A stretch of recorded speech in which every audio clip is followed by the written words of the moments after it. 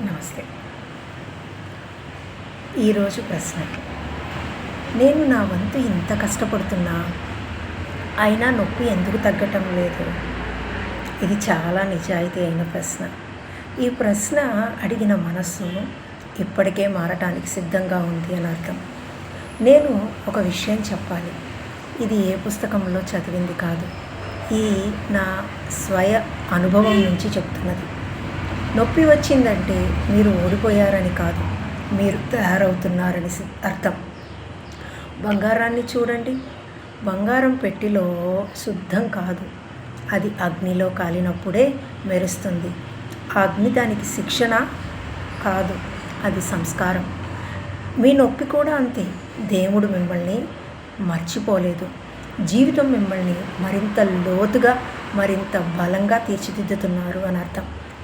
మీరు కష్టపడినా నొప్పి ఎందుకు తగ్గటం లేదు అనేదే మీ ప్రశ్న.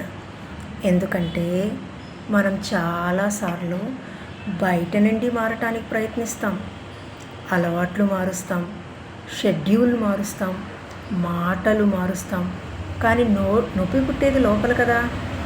నయం కాని గాయాల నుండి, పాత నమ్మకాల నుండి, మనసులో ఎక్కడో ఉన్న చిన్న గొంతు నుండి వస్తుంది. నేను సరిపోను అని చెప్పే గొంతు నుండి నిజమైన మార్పు మొదలవుతుంది. మరి ఈ నొప్పి ఎప్పుడు పోతుంది అని అడగటం ఆపి, ఈ నొప్పి నాకు ఏమి నేర్పుతుంది అని అడగండి. ఒక్క మార్పు, ఆ ఒక్క మార్పు బాధితురాలి నుండి విద్యార్థి వరకు అన్నిటినీ మారుస్తుంది. నా జీవితంలో నా నొప్పి నా పాఠ్యాంశమయ్యింది. నా కష్టమైన ప్రతి అధ్యాయము నేను ఇప్పుడు నేర్పు పాఠమయ్యింది. నా నొప్పి వ్యర్థం కాలేదు, మీ నొప్పి కూడా వ్యర్థమే కాదు. కాబట్టి ఈరోజు నేను మీకు చెప్పాలనుకున్నది ఒకటే: ముందుకు వెళ్ళండి. దారి సులభంగా ఉంది కాబట్టి కాదు, మీరు ఆ దారి తట్టుకోగలిగే మనిషిగా తయారవుతున్నారు కాబట్టి. మీ నొప్పికి మీరు శత్రువు కాదు.